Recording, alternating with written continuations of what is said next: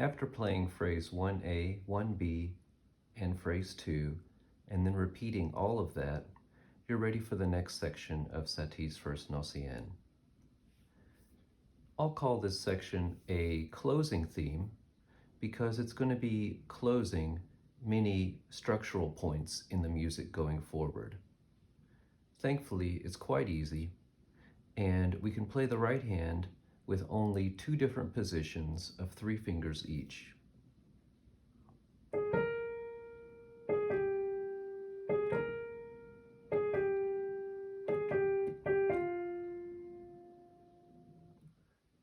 Because this closing theme begins with A flat, B flat, and A flat, G repeated, I play those 3 keys exclusively using fingers 1, 2, and 3. This is also possible because the bottom key is a white key, which makes it comfortable for me to place my thumb there. After those notes are played, we move on to what sounds like the end of phrase 2, which will use the same complex hand switching, note sharing, and pedaling that we talked about previously. Here is the right hand of this closing theme.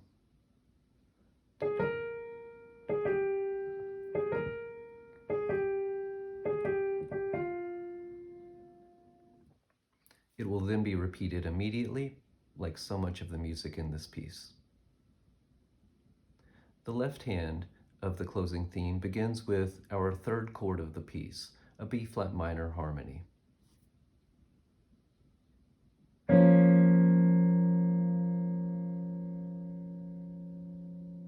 This chord will be using B flat, D flat, and F.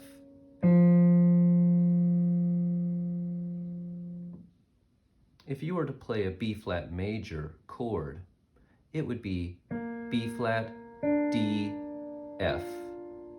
In order to make a major chord into a minor chord, we lower the 3rd of the chord a half step. So a B flat minor chord would be B flat, D flat, F. Because this triad has F in the bottom, I'll think of it as a 2nd inversion B flat minor chord. By giving it names like this, it helps me to remember it for later.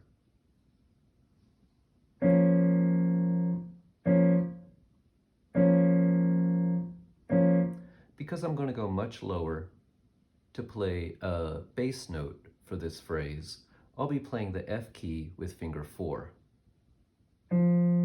Because finger 4 makes it so that I cannot play the middle of the chord with finger 3, I'll play the B flat with finger 2 instead.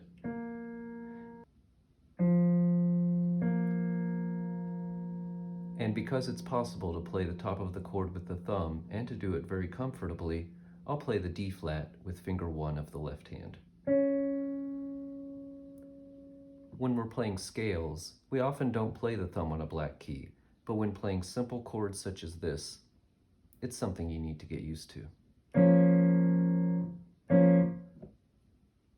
Here's the sound of the right hand beginning of the closing theme and the left hand B flat minor chords.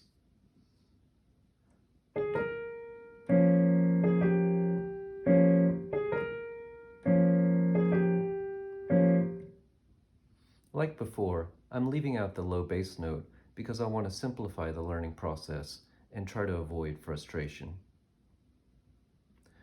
The bass note of this phrase is a B flat below low C.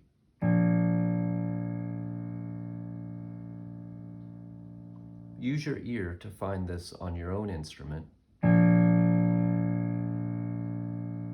because my camera view might not be zoomed out enough for you to see it.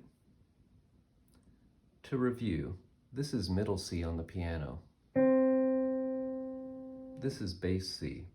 This is low C. And this B flat that we're using for this closing theme is below the low C.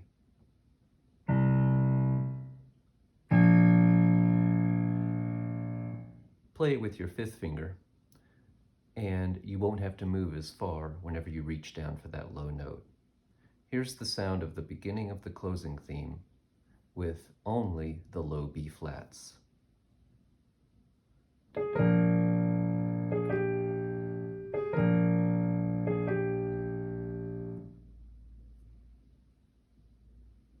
In order to reach the low B flats,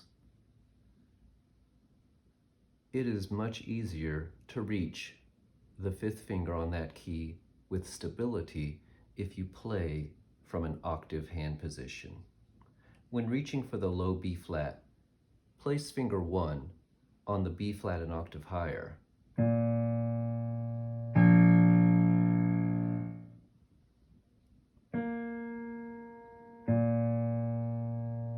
Even if this finger 1 is not playing, it can help your fifth finger have the stability to play that low black key. Whenever reaching down, put the thumb on the B flat close to bass C while you play the fifth finger with the B flat to the left of low C. Even if the thumb doesn't play, by placing it on that other B flat, it'll give your hand stability. This is called ghost octaves and is very useful for all kind of low notes.